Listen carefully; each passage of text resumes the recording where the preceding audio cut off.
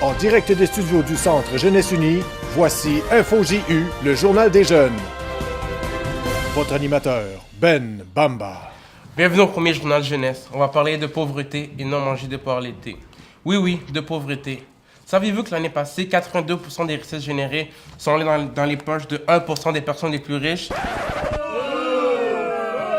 C'est comme si 5 amis s'achetaient une grande pizza et que 4 d'entre eux devaient se partager une moitié de pointe. Une moitié de pointe, vous comprenez ce que je dis?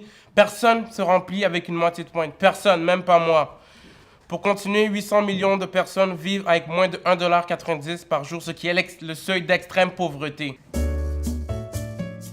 J'y pensais, mais c'est fou. À ce prix-là, tu peux même pas acheter quelque chose dans Dollarama. Mais tu peux acheter 4 bartendes, un chips, un jus, puis un bonbon à Genesini. Non mais sérieusement, j'enchaîne. Chaque 2 minutes, un enfant meurt à cause qu'il n'a pas eu de soins adéquats. On estime que chaque jour, 22 000 enfants meurent à cause de la pauvreté. De plus, vous savez, la pauvreté amène sur l'autre problème. Oui, si le pays est pauvre, il a moins de construction. Moins de construction est égal à moins d'hôpitaux. Moins d'hôpitaux amène plus de maladies, donc il y a plus de morts. Pas de recyclage économique. Et là, les compagnies viennent d'en payer pour exploiter les locaux, surtout les femmes. C'est un effet domino. Et je parle pas de la pizza de tout à l'heure. C'est comme si tu avais une grippe puis qu'elle se transformait en cancer. C'est pas tout, la pauvreté amène la corruption. J'ai entendu dire qu'il y avait une mafia de l'eau et je parle pas de Nestlé. Finalement, je parle bien de Nestlé. Il y a des criminels qui prennent l'eau destinée à des régions reculées pour les revendre à des personnes qui en ont vraiment besoin. On n'est pas au Moyen-Âge, avoir de l'eau est un droit. Laissez-moi profiter de ces tours bleus. Peux-tu tourner la tasse un petit peu? Merci.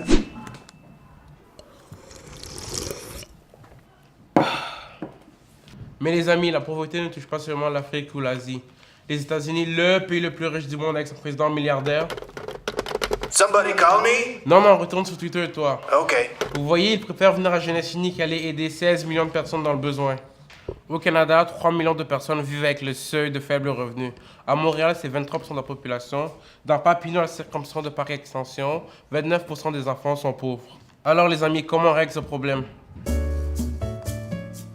Oh, je sais, on envoie Robin des Bois chez les 1% les plus riches. Non, bien sûr, faut ouvrir son cœur, partager, aider les démunis à se former, travailler et avoir un salaire minimum vital.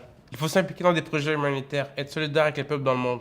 À Paquex, on pourrait commencer par construire des logements abordables. Bref, nous pouvons faire plein de choses. Finalement, après avoir su tout ça, je crois que je préfère manger des porcs l'été que vivre sous la pauvreté. À la prochaine. Peace! C'est bon? Cela on fait 2 minutes.